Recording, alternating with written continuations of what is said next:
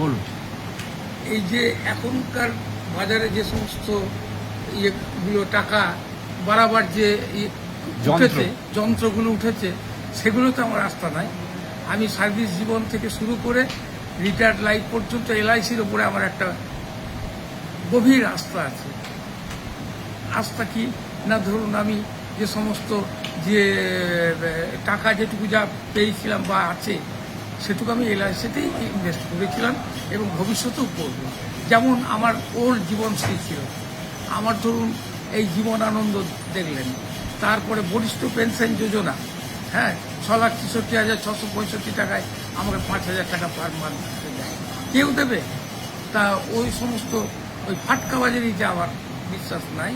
আমার এলআইসির উপরে গভীর শ্রদ্ধা বা আস্থা বিশ্বাস ছিল, আছে, ভবিষ্যতেও থাকবে।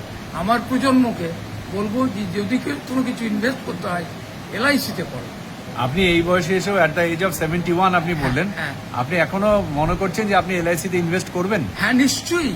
এবং আপনার সঙ্গে তো বললাম যে আমার কিছু টাকা আছে, সেটা কোন এই যেমন বরিষ্ঠ পেনশন যোজনা আমার একটা চলছে, সেই রকম কি একটা পলিসি গ্যারান্টেড। আপনার সঙ্গে যেটা আলোচনা হলো, আমাদের জীবন অক্ষয় স্কিমের সঙ্গে আলোচনা হলো। আচ্ছা, এই আপনাকে যেটা আমরা ফিগার গুলো বললাম, হ্যাঁ, তাতে কি আপনি মনে হচ্ছে যে এটা আপনার এই বয়সে এসে খুশি? হ্যাঁ, খুশি। মানুষকে আপনি তাহলে কি বার্তা দিতে চান যে এলআইসির সঙ্গে থাকা উচিত? নিশ্চয়ই থাকা উচিত।